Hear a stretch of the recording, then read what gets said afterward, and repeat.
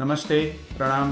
मैं doctor Devendra Jain, senior skin specialist, practising at Virar west Pratham skin and hair care centre, Vasai west में transform 360। मेरे practice को करीब 30 साल हो चुके हैं। आप सोच रहे होंगे कि आपके बाल क्यों गिर रहे हैं। हो सकता है कि ये जेनेटिक फैक्टर हो, लेकिन उसके अलावा भी दूसरे कारण हो सकते हैं। तो चलो हम जानते हैं इस बारे में आज कि बालों के गिरने के क्या क्या कारण हो सकते हैं।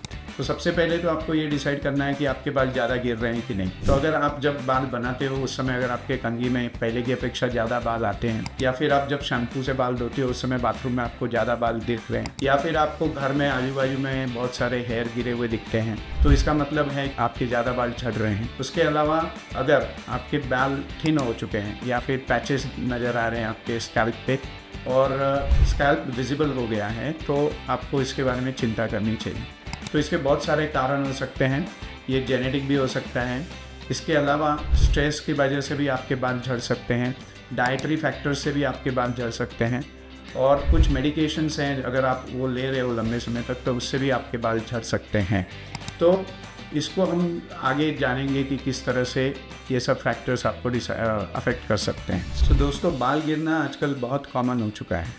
इसकी बहुत सारी वजह हैं। उसमें सबसे इम्पॉर्टेंट है जेनेटिक फैक्टर, जो आजकल काफ़ी यंग लोगों में नज़र आने लगा है। इसके पहले की जो जनरेशन थी उसमें वो काफ़ी लेट नज़र आता था, लेकिन आजकल ये काफ़ी जल्दी एज में नज़र आता है। तो जेनेटिक फैक्टर में क्या होता है कि अगर आपके रिलेटिव्स में, जो आपके ब्लड रिलेटिव है, जैसे आपके मम्मी पापा भाई और दूसरे जो रिश्तेदार हैं, उनमें से अगर किसी के बाल जल्दी पतले हो चुके हैं, स्कैल्प अगर विजिबल हो गया है, और आपके भी बाल अगर ज़्यादा जल्दी झड़ने लग गए हैं, ज़्यादा प्रमाण में झड़ रहे हैं, तो हो सकता है कि वो एक जेनेटिक कॉज हो। और उसको डिटेक्ट करने के दूसरे भी ये फैक्टर्स हैं, जैसे कि अगर मान लो आपके बाल पतले हो रहे हैं, उनकी ग्रोथ नहीं हो रही है, स्कैल्प विजिबल हो रहा है, आपकी जो फ्रंट हेयर लाइन है वो अगर रिसीड होने लग रही है, पीछे की तरफ जा रही है, तो आपको इसमें जल्दी से जल्दी एक्शन लेना चाहिए और आपको इसकी चिंता करनी चाहिए।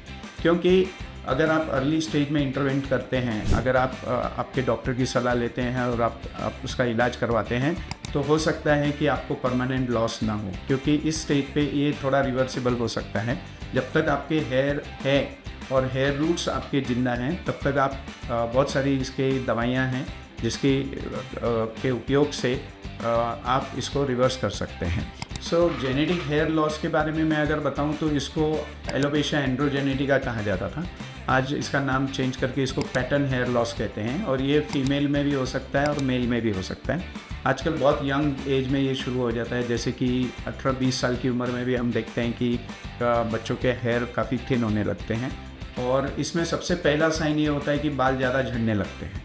ठीक है, अगर आप नोटिस कर रहे हैं कि आपके बाल ज़्यादा झड़ रहे हैं, जैसे कि आप जब बाल बनाते हो उस समय अगर ज़्यादा बाल झड़ रहे हैं, अगर आपके बाथरूम में जब आप हेयर शैम्पू करते हो तो ज़्यादा बाल दिख रहे हैं वहाँ पर गिरे हुए, या फिर आपके घर में इधर उधर बाल बिखरे हुए मिलते हैं, तो आपको इसकी चिंता करनी चाहिए। दूसरा साइन ये है कि आपको हेयर लाइन रिसीड होने लगती है, आपकी जो फ्रंटल हेयर लाइन है वो पीछे की तरफ जाने लगती है। टेम्पल एरिया में आपके बाल बहुत पतले हो जाते हैं, और ये जो वर्टेक्स एरिया है वहाँ पर आपके बाल पतले होने लगते हैं और स्कैल्प विजिबल होता है। तो ये इसके साइंस हैं। और अगर ये आपको नज़र आ रहा है तो आप जल्दी से जल्दी इसमें इंटरवेंशन कीजिए, आप अपनी डॉक्टर की सलाह लीजिए, क्योंकि इस स्टेज पे आप इसको कंट्रोल कर सकते हैं और आप इसको रिवर्स भी कर सकते हैं। बाल का थिकनेस बढ़ सकता है, वॉल्यूम भी बढ़ सकता है, अगर आप सही वक्त पर सही इलाज करें। दूसरा है कि बहुत बार ये शुरू होने में एक और कंडीशन होती है कि जिसमें हम इसको टेलोजन इफ्लूएम कहते हैं, कि जो बाल रहते हैं उसकी जो ग्रोथ फेजेज़ हैं, उसके 3 फेज़ होते हैं, उसमें से बहुत सारे बाल रेस्टिंग फेज में चले जाते हैं और सडनली फिर एक साथ सारे बाल गिरते हैं, जिसको टेलोजन इफ्लूएम कहते हैं। और उसके बहुत सारे कारण हो सकते हैं, जैसे कि आपकी डाइटरी हैबिट्स है, अगर आप प्रॉपर डाइट नहीं ले रहे हैं, अगर आप फास्टिंग कर रहे हैं बहुत टाइम तक, अगर आप समझो अल्कोहल या स्मोकिंग कर रहे हैं, आपकी लाइफस्टाइल बरोबर नहीं है, आप अंडर स्ट्रेस हैं, या आप किसी तरह की कोई मेडिकेशंस लेते हैं। फीमेल में अगर प्रेगनेंसी है और प्रेगनेंसी के बाद जो डिलीवरी होती है उसके बाद कुछ महीनों के बाद ज़्यादा हेयर गिर सकते हैं, और इसको टेलोजन इफ्लूएम कहते हैं, और ये रिवर्सिबल है अगर आप इसका सही वक्त पर इलाज करें। तो जैसे कुछ डाइटरी सप्लीमेंट्स है, अगर आप लाइफस्टाइल चेंज करते हैं और कुछ मेडिकेशन से कुछ महीनों के अंदर आपके ये जो एक्सेसिव हेयर फॉल है इसको हम रोक सकते हैं। लेकिन कभी कभी ये एक जेनेटिक जो हेयर फॉल होता है, जो पैटर्न हेयर लॉस है, उसका एक शुरुआत भी हो सकता है। तो हमको ये भी नज़र रखना है। और इसमें सबसे बेस्ट ये है कि आपको आपके डॉक्टर की, डर्मेटोलॉजिस्ट की परामर्श से सही से वक्त पर इंटरवेंशन करना है, जिससे कि कोई परमानेंट नुकसान ना हो। क्योंकि एक बार जब आपके हेयर रूट्स हैं वो अगर मर जाते हैं और वहाँ पर हेयर ग्रोथ नहीं हो रही है ज़रा भी, तो वो पैच बाल्ड हो जाता है और वहाँ पर फिर आपको मेडिसिन से कुछ फ़ायदा नहीं होता है और उसमें आपको फिर सर्जिकल इंटरवेंशन करना पड़ सकता है, जैसे कि हेयर ट्रांसप्लांट है।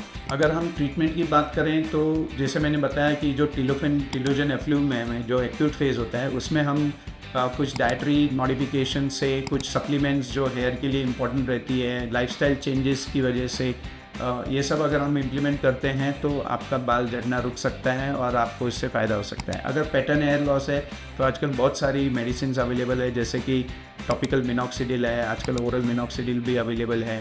इसके अलावा आप आपके डॉक्टर की सलाह से कुछ एंटी एंड्रोजन ड्रग्स भी ले सकते हैं, पीआरपी ट्रीटमेंट कर सकते हैं आप। आजकल ग्रोथ फैक्टर का भी ट्रीटमेंट होता है। तो बहुत सारे ऑप्शंस आपके पास अवेलेबल है, लेकिन इम्पॉर्टेंट ये है कि आप सही वक्त पर जितना जल्दी हो सके आप अपने डॉक्टर से परामर्श लें और उनके गाइडेंस के अंडर में आप ट्रीटमेंट लेंगे। और अगर पेशेंस रखेंगे और लंबे समय तक आप ट्रीटमेंट लेते हैं तो आपको उसका काफ़ी फ़ायदा हो सकता है। सो दोस्तों, जितनी जल्दी आप अपने डॉक्टर की सलाह लें, जैसे ही आपको first incidence of hair fall के बारे में आपकी चिंता होने लगे, तो जितना जल्दी इंटरवेंशन करते हैं आपको बेहतर रिज़ल्ट मिल सकता है। तो इसको आप डिले ना करें और होप कि ये वीडियो आपके लिए ज़्यादा जानकारी देंगे और आपको इससे फ़ायदा होगा। Thank you. नमस्ते।